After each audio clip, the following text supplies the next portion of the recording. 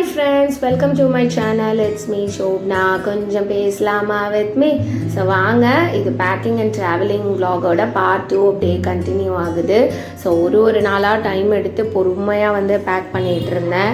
And சஷ்வந்துக்கும் எனக்கும் மட்டும்தான். Husband வந்து எங்களை ட்ராப் பண்ணிவிட்டு கொஞ்சம் ஒரு 3-4 days அந்த மாதிரி இருந்துட்டு திருப்பி சென்னை ரிட்டர்ன் வந்துடுவாங்க. ஒர்க் இருக்குது இல்லையா? ஸோ அதனால் எப்போவுமே அப்படி தான்.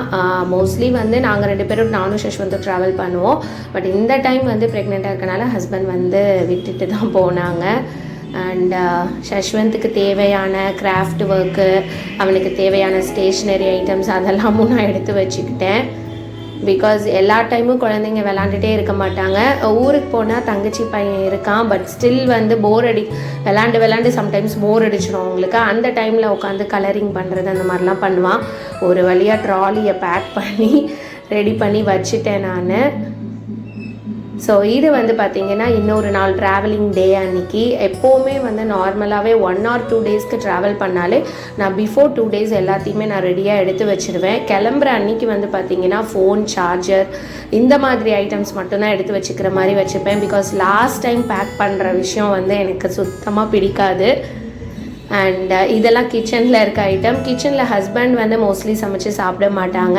பட் இருந்தாலும் என்னைக்காவது ஒரு நாள் அவங்களுக்கு சமைச்சு சாப்பிடணும்னு தோணா என்ன பண்ணுறதுங்கிறதுக்காக அவங்களுக்கு தேவையான ஐட்டம்ஸை மட்டும் முன்னாடி வச்சுட்டு மீதி எல்லாம் வந்து ஒரு கவர் கட்டி பேக் பண்ணிட்டேன். நம்மளோட ஓல்டு விளாக்ஸ்லலாம் பார்த்தீங்கன்னா நான் சொல்லியிருப்பேன், எப்போவுமே நம்ம இந்த மாதிரி ட்ராவல் பண்ணும்போது இந்த மாதிரி நம்ம கபோர்டு இல்லாதவங்கெல்லாம் இந்த மாதிரி நம்ம பிளாஸ்டிக் கவர் போட்டு கட்டி வச்சிட்டோன்னா வந்தோடனே தூசி படாமல் இருக்கும்.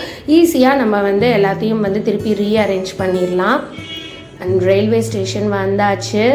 ஸோ ட்ரெயின் வந்து வர வரைக்கும் சஷ்வந்த் எப்போவுமே பொறுக்க மாட்டான். எப்போ ட்ரெயின் வரும்னு. அந்த ட்ரெயின் சவுண்டு வந்தோன உடனே தான் அவன் வந்து காமாவான். ஸோ ட்ரெயின் வந்தாச்சு, நாங்களும் வந்து ஊருக்கு கிளம்பியாச்சு. ஸோ இன்னுமே கொஞ்ச நாளைக்கு வர vlogs அண்ட் வீடியோஸ் எல்லாமே வந்து ஊரில் இருந்து தான் வரும்.